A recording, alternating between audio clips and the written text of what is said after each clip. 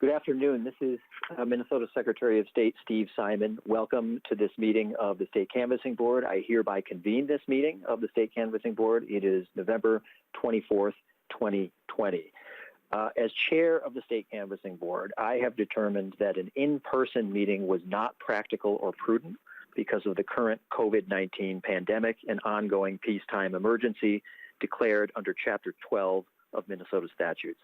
As is permitted under the open meeting law in these conditions, this meeting of the State Canvassing Board is being conducted over the phone, and all votes will be conducted by roll call. This procedure that we're involved in, this State Canvassing Board, this is called pursuant to Article 7, Section 8 of the Constitution of the State of Minnesota, which states, quote, "The returns of every election for office holders elected statewide shall be made to the Secretary of State, who shall call to his assistance 2 or more of the judges of the Supreme Court and 2 disinterested judges of the district courts. They shall constitute a board of canvassers to canvass the returns and declare the results within 3 days of the canvass," end quote. So that is the process that brings us here today. I want to note for the record the attendees and thank them in advance for their service today on the Canvassing Board. At this time, I would invite the members of the Canvassing Board to introduce themselves, first starting with the justices by seniority. Good afternoon. My name is Margaret Chutich, and I'm a member of the Minnesota Supreme Court. Good afternoon. My name is Gordon L. Moore III. I'm Associate Justice and also a member of the Supreme Court. And Regina Chu, Hennepin County District Court Judge. Good afternoon. This is Christian Sande. I am a Hennepin County District Court Judge. Thank you, members of the Canvassing Board, for your service today. We really appreciate it. The next item is approval of the agenda. So members should have, before this meeting, gotten a copy in their packets electronically of the proposed agenda. So this calls for a motion and a second. I would entertain a motion to approve the agenda. I so move. Justice Chutich moves the approval of the agenda. Is there a second? I second the motion. Justice Moore seconds. It's been moved and seconded. We will proceed by roll call, as we need to do by statute. So I will call the roll. Justice Chutich, how do you vote? Aye. Justice Moore. Aye. Judge Chu. Aye. Judge Sande. Aye.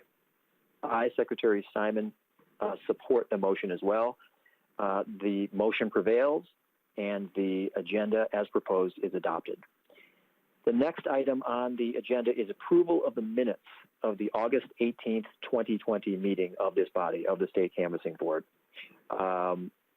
Members should have received a copy of this in their packet electronically before this meeting. I would entertain a motion to approve the minutes of the August 18th, 2020 meeting. So moved. Motion. Oh, I think, is that Justice Moore? Yes. That was Judge Chu? Oh, I'm sorry. Okay, well, Justice Moore, yes.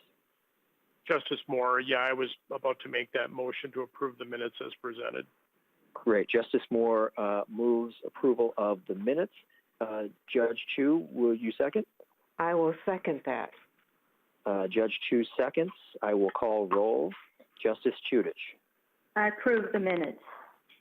Justice Moore. Approve the minutes. Judge Chu. I approve. Judge Sande. I approve the minutes.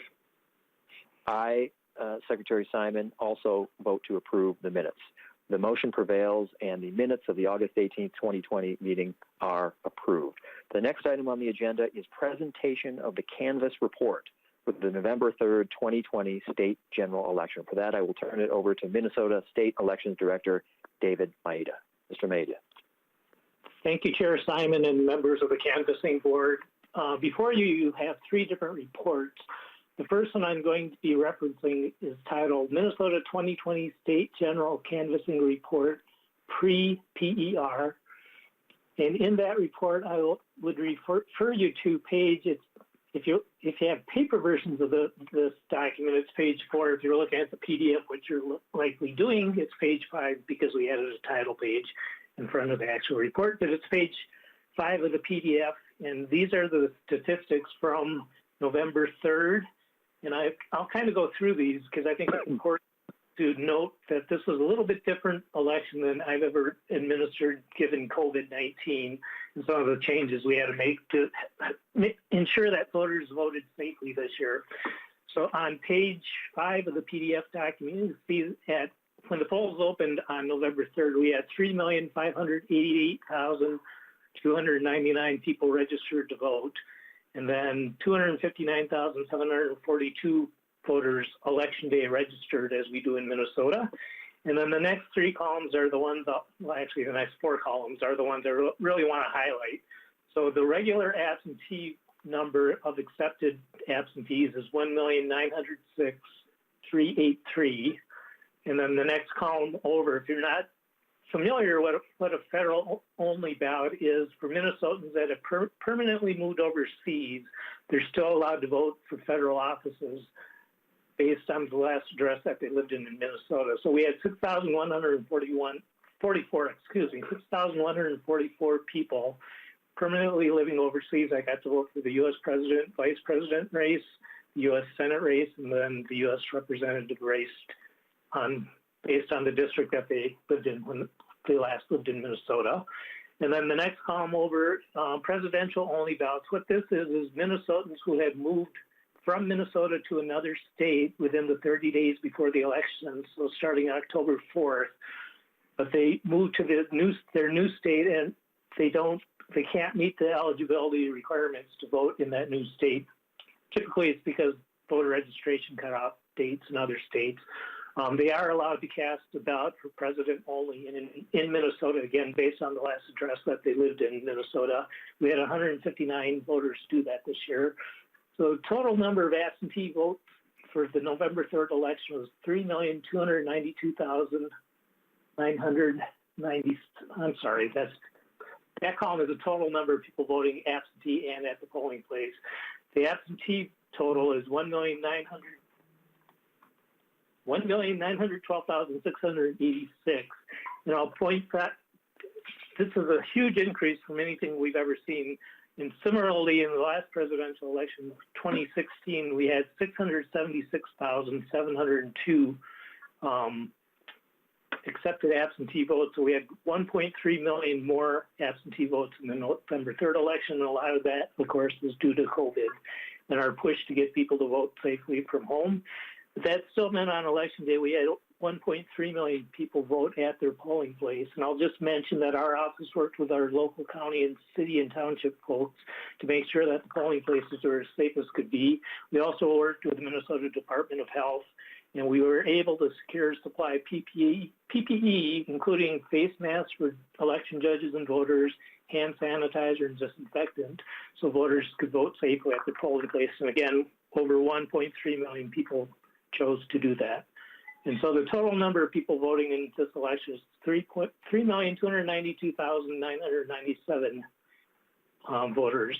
And with that, I'm not going to go through the rest of the report, which gets into all the individual races and results from those races, unless any of you have questions about anything. And with that, I turn it back to you, Chair Simon.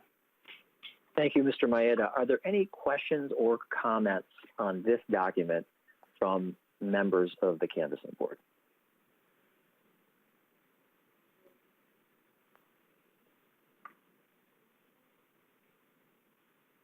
Okay, hearing none, I would entertain a motion to approve the canvassing report for the November 3rd, 2020 state general election as presented by Elections Director David Maeda. It requires a motion and a second.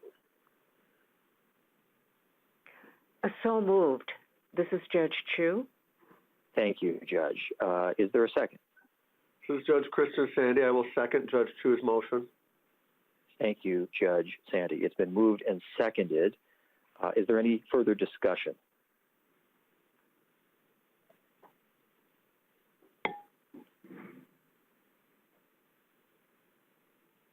Okay, Hearing none, I will take roll on the motion to approve the canvass report as presented. Justice Chutich. I approve. Justice Moore. I approve as well. Judge Chu. I approve. Judge Sande. I approve. I, Secretary Simon, also vote to approve. The motion prevails, and the canvass report for the November 3rd, 2020 state general election as presented by Elections Director David Maeda is approved. The next item on the agenda is the presentation of the post-election review report of the equipment review. I will call on Elections Director David Maeda to make this report. Again, thank you, Chair Simon and members of Canvassing Board. What this is if you might not be aware, after every state election, we do an audit of randomly selected precincts throughout every county in the state. And that's what's presented in this report. The canvassing report that you just voted on comes from the county canvasses, which occurred the 9th and 10th day after November 3rd. So it was November 12th and 13th. The county canvassing board certified the results that you just certified. And then beginning last week, county elections officials conducted what's called a post-election review. And again, in every county, random precincts are selected at the canvassing board for the state primary. And the number of precincts selected is based on registered voter count in the county. So obviously Hennepin County has more precincts to review than, say, Lake of the Woods County. But what they do is they convene teams of election judges and staff, and they actually hand recount. In this election, they hand recounted the races for U.S. President, U.S. Senate, and U.S. Representative. And what they are doing is verifying that the machines that they used on election day correctly tabulated the votes for that precinct. And I will note, since election equipment has somewhat been in the news this year, that this is only one of the things we do to verify the accuracy of our equipment. Prior to election day, every piece of election equipment that's used in the state is tested.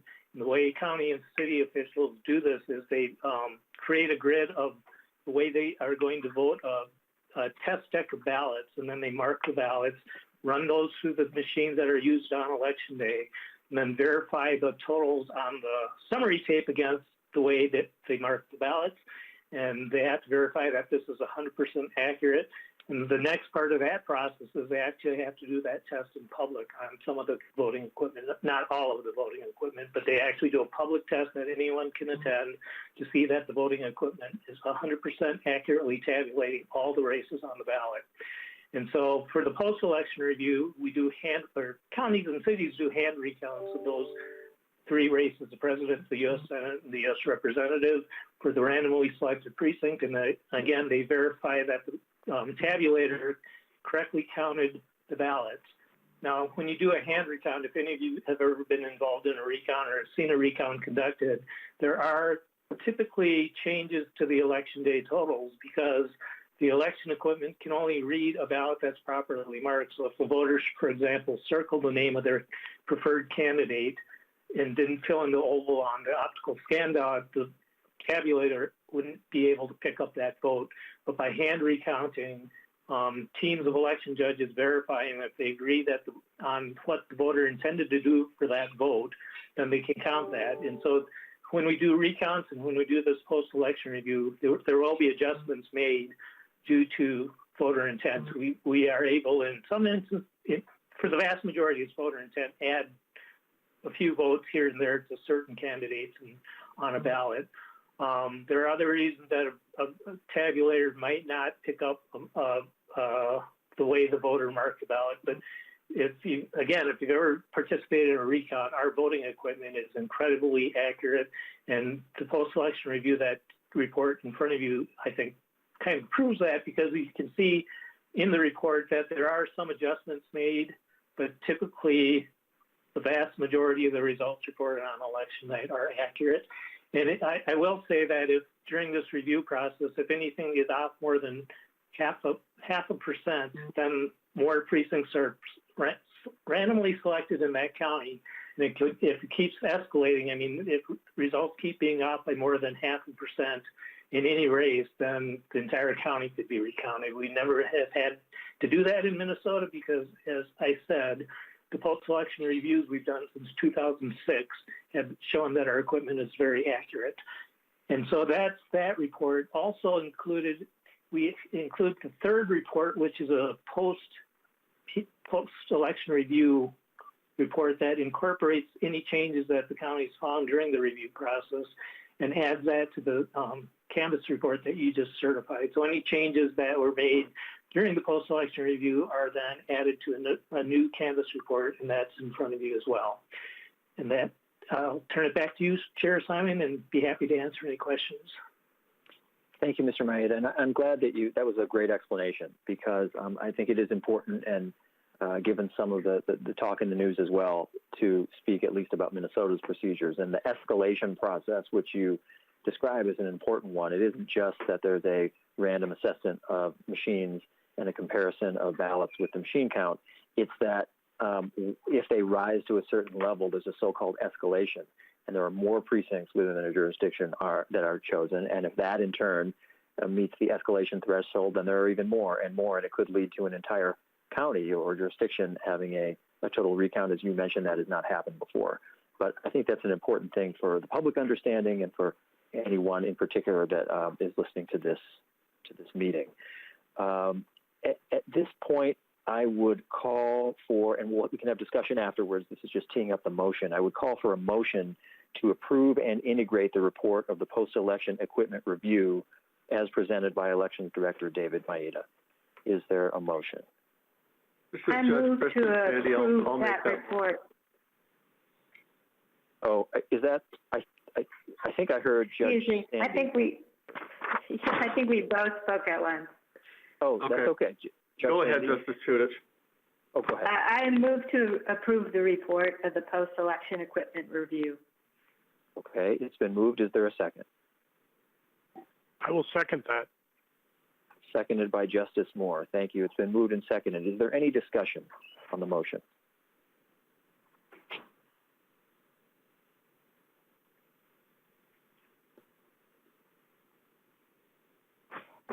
Any discussion?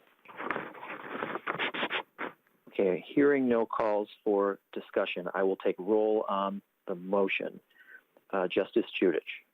I vote to approve. Justice Moore. Vote to approve. Judge Chu. I approve. Judge Sande. I approve. I, Secretary Simon, vote to approve as well. The motion to approve is adopted. The next item on the agenda is the signing of the certification. So normally this is something that's done in person, but that isn't practical at this time since this is an audio meeting. So as soon as this meeting concludes, just as we did in August at the meeting of this body, staff from the Office of Secretary of State will send the members of the State Canvassing Board the certification of the General Election Canvassing Report as modified by the report of the Post-Election Equipment Review and approved by this board. The members will then sign the certification electronically as is permitted under state law in Chapter 325L. So stay tuned after this meeting is recessed. The next item on the agenda is selection of post-election performance review precincts. This is a process set forth in Minnesota Statutes 206.895. That's 206.895. This is a process by which previously selected precincts, selected by county canvassing boards, have been numbered and placed in a randomized order by congressional district. The statute calls for us as a body to choose a minimum of 4 precincts from each congressional district. So again, it's the county canvassing boards which initially do the choosing, and then those are sorted by congressional districts. Obviously, some congressional districts have many, many counties in them, and some have 1 or 2. So a minimum of 4 precincts then by someone in this body has to be selected from each congressional district. So then the members of the canvassing board, other than the secretary, other than the chair, other than me, will each select a number from the designated number range for each of the 8 congressional districts, resulting in 32 precincts selected from the 8 congressional districts. Each canvassing board member will state their chosen number, and the staff will indicate the name of the selected precinct, and the recording secretary will record the precinct as selected. So in other words, this will be done by starting with Congressional District 1, and will proceed until each canvassing member other than the chair selects a precinct from each of the 8 congressional district number ranges. Critically, the representative of the Office of Attorney General, Mr. Nathan Hartshorn, will verify that the identity of the announced precincts corresponds to the numbers chosen. So that's the formal part. Basically what this means is you'll be choosing a number range, and I'll tell you to pick a number between X and Y when it's your turn. And then that number will correspond to a randomly distributed or randomly chosen way of arraying all the precincts. And Mr. Hartshorn will then confirm that that is in fact true. In other words, that the number that you, the members of the canvassing board, chose did in fact correspond with this list. So there's independent verification there as well. So I think we'll go through this right now. Let me just tell one amusing anecdote. I guess it's a little funnier in person, but typically this is done by all of the members of the canvassing board literally reaching into a fishbowl. It's an actual stereotypical fishbowl, medium-sized fishbowl. And I'm told, this was before my time, that once upon a time, Justice Page served on the canvassing board, and they had a problem because his hand couldn't fit in the fishbowl. So that's a visual, that's a sight gag, a visual gag that's tough to do on an audio-only meeting, and he laughed about it, I'm told, for years. So normally you would literally be reaching into a fishbowl and picking out slips of paper, but we can't do that. This is the equivalent. So here's how we're going to start it out. In the 1st Congressional District, there are 42 different precincts to choose from to get our 4. So I'll just go by seniority, and I will ask Justice Chutich to select a number, just say a number, from 101 to 142. 112. 112. Okay. Will the recording secretary, Brad? Yeah, number 112 is Sleepy Eye, Ward 2 in Brown County. Okay. And let me just, for the record, can you identify yourself for the record, Brad? My name is Brad Anderson. I'm one of the election administrators with the Secretary of State's office. Thank you, Mr. Anderson. So the selection of 112. And why don't we do this, rather than, well, I think just to make a clean record of it, I'll ask Mr. Hartshorn, can you just for the record convey whether you agree that number 112 corresponds to the precinct that Mr. Anderson just read? I do agree. I can verify that number 112 corresponds to Sleepy Eye Ward 2. Okay. Next, we will do Justice Moore. Would you please name a number between 101 and 142? 139. 139. Mr. Anderson? 139 is Winona, Ward 3, Precinct 3 in Winona County. Mr. Hartshorn, is that accurate? I'm looking for it right now. Yes, I see 139, 0205, Winona, Ward 3, Precinct 3. Okay. Judge Chu, would you name a number from 101 to 142? 142. Okay. Mr. Anderson? Number 142 is Somerset Township in Steele County. Okay. Mr. Hartshorn, can you verify that? I can. 142, Somerset Township. Okay. And next, Judge Sande, would you name a number from 101 to 142? 109. 109. Mr. Anderson? 109 is Vernon Township in Dodge County. Okay. Mr. Hartshorn, can you verify that? I do indeed see 109, Vernon Township, Dodge County. Also, Mr. Anderson is definitely faster at this than I am. Okay, that concludes the 4 precincts chosen from Congressional District 1. We're going to repeat this 7 more times. So we'll now repeat these steps for Congressional District 2. Justice Chutich, and here we have a lower number. Justice Chutich, the number range is 201 to 214. I would like 208, please. 208. Mr. Anderson. Number 208 is Savage, Precinct 6 in Scott County. I concur. Mr. 208 Hartshorn? is, yeah, I concur. 208 is Savage, Precinct 6. Okay, thank you. Justice Moore, the number range is 201 to 214. 213. 213. Mr. Anderson? 213 is Blakely Township in Scott County. Okay. Mr. Hartshorn? Yes, I concur. That's what I've got. 213 is Blakely Township.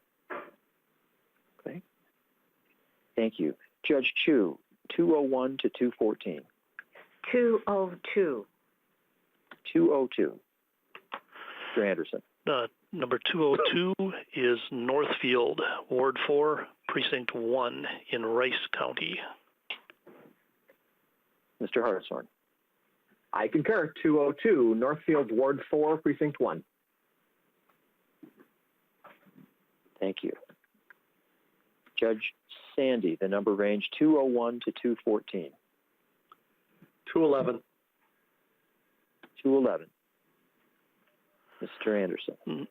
Number 211 is West St. Paul, Ward 2, Precinct 2 in Dakota County. Mr. Hartshorn? I concur. 211, West St. Paul, Ward 2, Precinct 2. Okay. We have now chosen the 4 precincts in the 2nd Congressional District. We'll now move on to the 3rd Congressional District. I'll start again with Justice Chutich. The number range this time is considerably slimmer. It's 301 to 309. 308, please. 308. Mr. Anderson? Number 308 is Eden Prairie, Precinct 2 in Hennepin County. Okay. Mr. Hartshorn? I concur. 308, Eden Prairie, Precinct 2. Thank you. Justice Moore, 301 through 309. 309. 309. Mr. Anderson? Number 309 is Victoria, Precinct 3, Carver County. Mr. Hartshorn? I concur. I have 309, Victoria, Precinct 3. Thank you. Judge Chu, 301 through 309. 302. 302. Mr. Anderson? Number 302 is Brooklyn Park, Ward W, Precinct 4 in Hennepin County. Mr. Hartshorn? That's what I have as well. 302, Brooklyn Park, Ward W, Precinct 4. Okay. Judge Sande? 301 to 309. 305. 305, please. 305. 305 is Champlin, Ward 3, Precinct 1, Hennepin County. Mr. Hartshorn? I concur. 305, I have Champlin, Ward 3, Precinct 1. Okay. Thank you, members. We will now move on to the 4th Congressional District. Justice Chutich, the number range is 401 to 408. 406, please. 406. Mr. Anderson? Okay. Number 406 is St. Paul, Ward 3, Precinct 7 in Ramsey County. Mr. Hartshorn? I concur. That's what I have too. St. Paul, Ward 3, Precinct 7. Okay. Justice Moore, 401 through 408. 401. 401. Number 401 is North St. Paul, Precinct 1 in Ramsey County. Mr. Hartshorn? That's what I have as well. 401, North St. Paul, Precinct 1. Okay.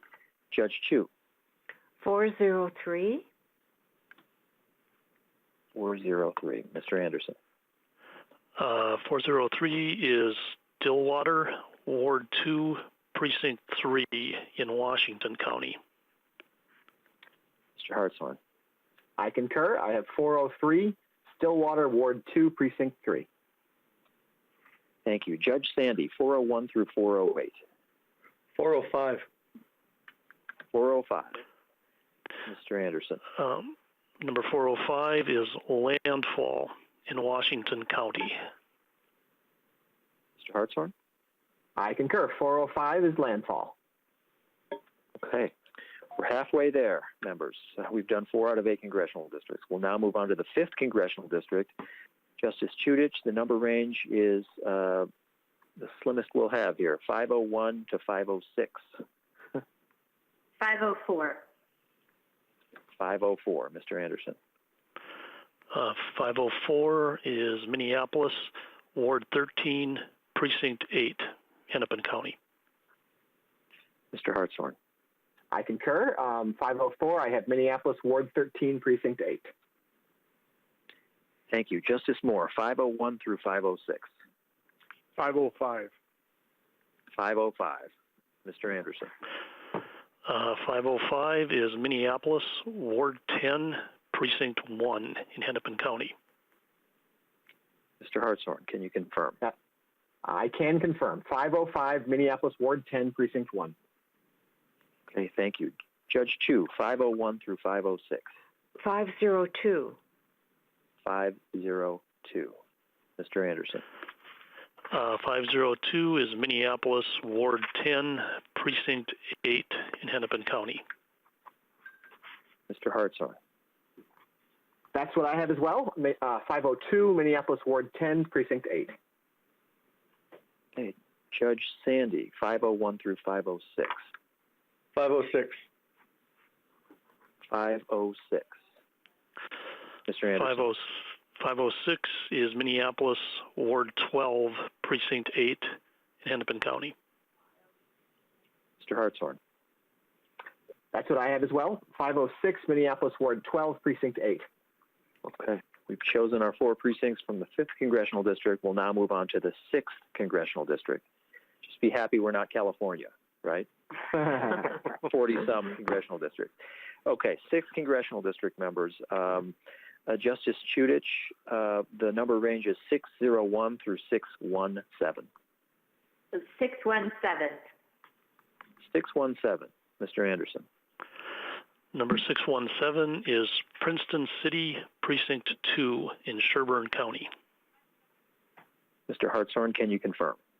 I can confirm. 617, Princeton City, Precinct 2. Thank you. Justice Moore, 601 to 617. 613. 613, Mr. Anderson. 613 is Montrose in Wright County. Mr. Hartshorn, can you confirm? That's what I have as well. 613, Montrose. Okay, thank you. Judge Chu, 601 through 617. 602. 602, Mr. Anderson. 602 is Buffalo, Precinct 2 in Wright County.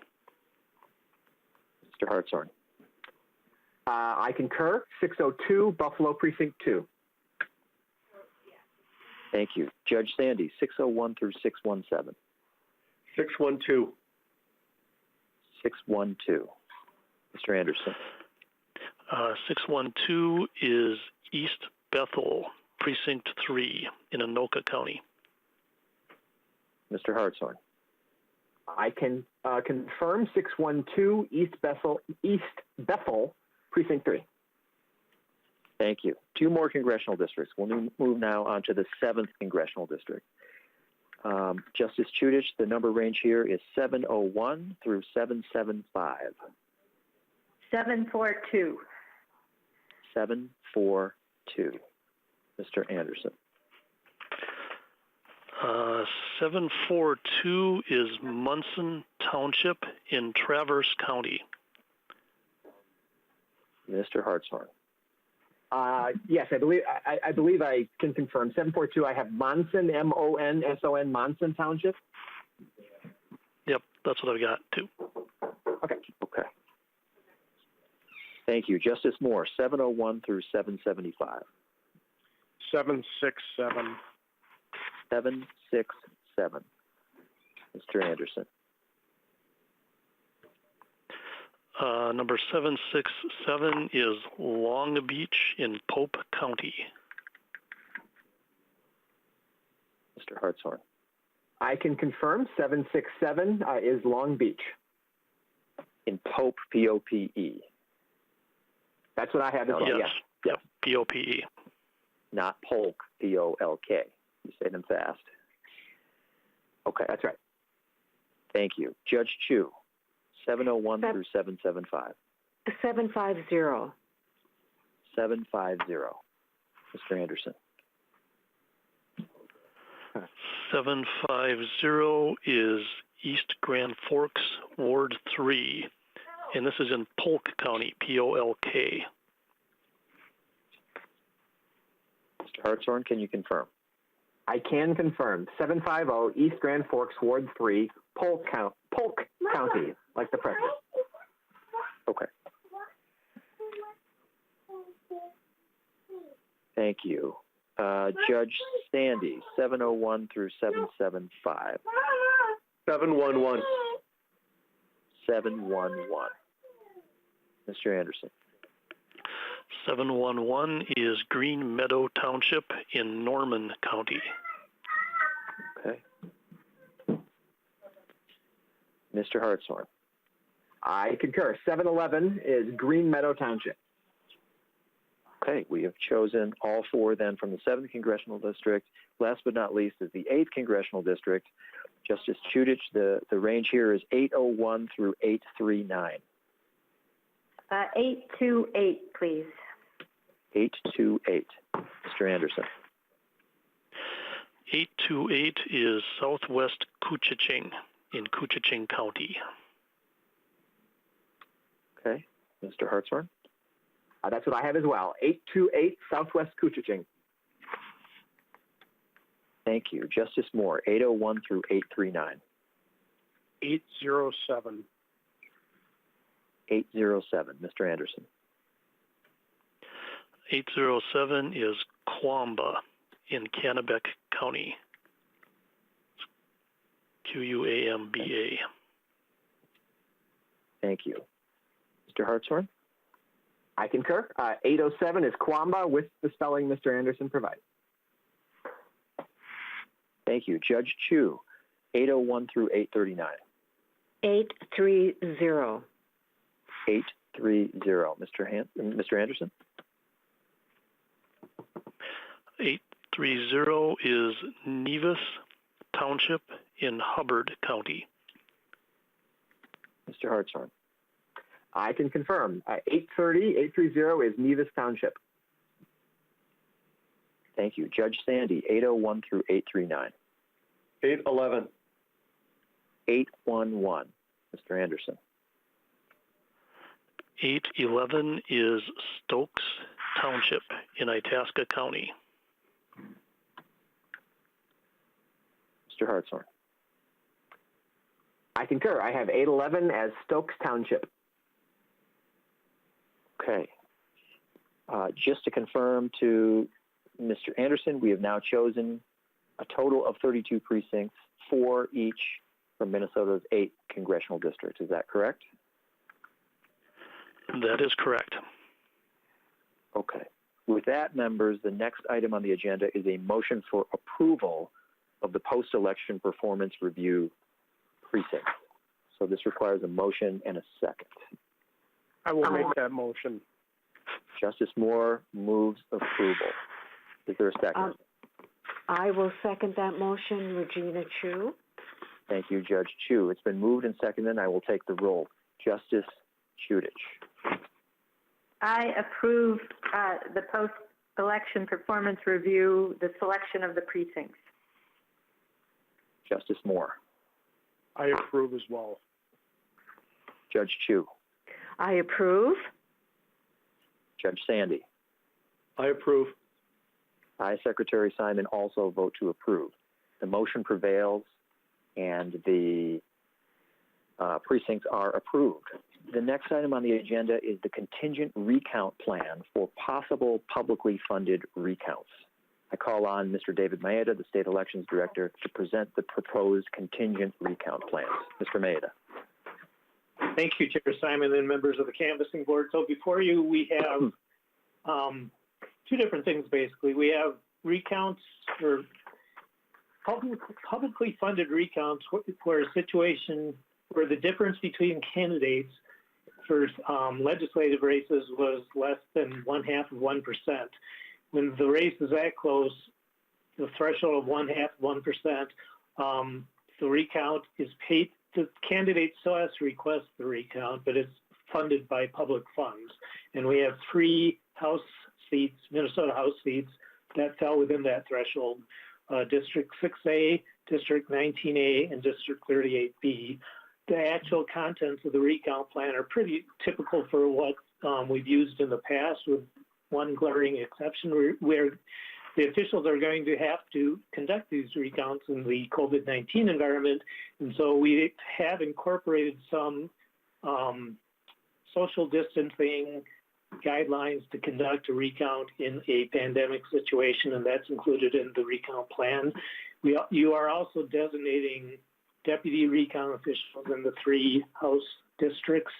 And just so you know, in District 6A, Itasca and St. Louis County are involved. In District 19A, Blue Earth, Lucerne, and Nicollet counties are in that district. And then District 38B, it's Ramsey County and Washington County. And again, the names of the deputy recount officials are in the plan that you will be voting on. And actually, the date and the time, we're still working with those counties to determine the date and times, but it does give the locations and the rooms for people interested in attending those recounts. And with that, I will turn it back to you, Chair Simon. Thank you, Mr. Maeda. I appreciate it. Let me just tee up the motion. We can have discussion after the motion, but I'll entertain a motion to approve the recount plan and appoint the recount officials listed in the plan for the recount of elections for House Districts 6A, 19A, and 38B. So moved. This is Judge Chu. Thank you, Judge Chu. It's been moved by Judge Chu. Is there a second? This is Judge Sande. I'll second Judge Chu's motion. Thank you, Judge Sande. It's been moved and seconded. Is there any discussion on the motion to approve the recount plan and appoint the recount officials listed in the plan for the recount of the elections for House District 6A, 19A, and 38B?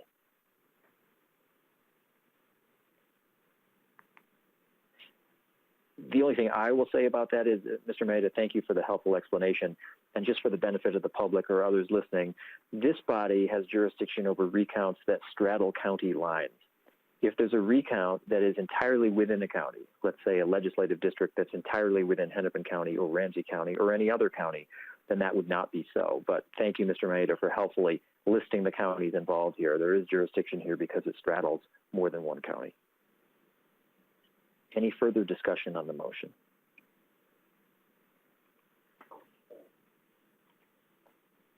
Any discussion? Hearing no discussion, I will take the roll on the motion to approve the recount plan. Justice Chutich. I vote to approve. Justice Moore. I vote to approve. Judge Chu. I approve. Judge Sande. I approve. I, Secretary Simon, also vote to approve the motion. The motion for approval of the contingent recount plan for possible publicly funded recounts is hereby adopted. The next item on the agenda is the contingent recount plan for possible discretionary recounts. This is a little bit of a different creature. I'll turn it over again to Mr. Maeda, the State Elections Director. Mr. Maeda? Thank you, Chair Simon and members of the Canvassing Board. So when the losing candidate falls outside the threshold 0.5% for a legislative race, they still can request a recount. However, they are the ones that have to pay for the cost of the recount. And so this plan is very similar to the plan you just approved, but it incorporates the fact that it's not a publicly funded recount. The recount would be paid for by the candidate. And I will mention that typically when somebody ask for discretionary recount, the process is they get to select 3 precincts that they want counted first, and they go through the process of counting those precincts, and oftentimes the losing candidate will see that the equipment is reading the results accurately, and they will call up the rest of the recount. But of course, they do have the they are allowed to have the entire district counted if that's what they want. But again, the difference between this plan and the one you just passed is the fact that it's not a publicly funded recount if the candidate falls outside that 0.5% of 1%. And with that, I will turn it back to you, Chair Simon. Thank you, Mr. Maeda. Let me just tee up the motion again, not to cut off discussion. We can have discussion after the making of the motion. I would call for a motion to approve the contingent recount plan for discretionary recounts. This is Judge Sande. I'll make that motion. Thank you, Judge. Is there a second? This is Justice Chutich. I'll second the motion. Thank you, Justice Chutich. It's been moved and seconded. Is there any discussion on the motion for approval of contingent recount plan for discretionary recounts?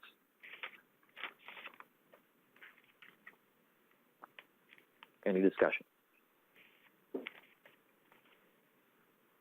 Seeing none, I'll take the roll on the motion. Justice Chutich. I vote to approve. Justice Moore. I vote to approve. Judge Chu. I vote to approve. Judge Sande. I vote to approve. I, Secretary Simon, also vote to approve. The motion for approval of the contingent recount plan for discretionary recounts is adopted. The next item on the agenda is a quick notation of possible expected recounts. Mr. Maeda. Thank you, Chair Simon and members of the candidacy board. So basically today we did hear from the losing candidate in House District 19A, and I have also been in touch over the past few weeks with the attorney for the Republican Legislative Caucus. But candidates have until through Monday to request a recount. That's correct. Thank you, Mr. Maeda. Any questions from members? Okay, seeing none, we'll go to the final item on the agenda, which is announcements and recess. There is one announcement of sorts that seems appropriate at this time, now that the formal business is done and before the conclusion of our meeting. And the announcement is that from an administrative standpoint, many people are owed thanks for this election. It is important to make that point, I think, for the historical record, given that the time that we're in. The 2020 election was like no other in Minnesota history. All elections are intense, of course. They should be. They are clashes of ideas and proposals and records and aspirations. Presidential elections are even more intense because of the high stakes and the high level of public interest. The 2020 election, however, was intense in a different way because it was conducted during a once-in-a-century pandemic. Elections administrators had to view the election through the lens of public health, and there were multiple challenges along the way. Happily, Minnesota met and overcame every single major challenge. First, Minnesotans adapted to the uncertainty and anxiety that the pandemic caused by voting in new ways. As Mr. Maeda highlighted in the Canvass report, in 2018, roughly 24% of voters voted from home or otherwise by absentee. In 2020, that figure was just about 58%. About 1.9 million of the nearly 3.3 million people who voted. In other words, only 42% of voters actually voted in the traditional way by showing up at their designated polling place on Election Day. And that is a remarkable transformation in a very short period of time, occasioned obviously by the pandemic. Second, Minnesota had plenty of election judges at the polling places. Last spring, during the primary season, several other states suffered upheaval, if not chaos, at some polling places because large portions of the election judge pool opted to stay home to avoid undue risk. Those problems spurred elections administrators all over Minnesota, including in the Office of Secretary of State, to do just a lot of planning to ensure that staffing levels stayed steady. And it apparently worked. On election date, the state had the 30,000 or so election judges needed to administer the election. Third, polling places were made as safe as possible with the provision of PPE and supplies. The Office of Secretary of State, with some federal money, purchased and distributed to all 3,000 polling places masks, hand sanitizer, pumps, wipes, disinfectants, and also provided rules covering everything from social distancing to the automatic wipe down of polling surfaces after use by voters.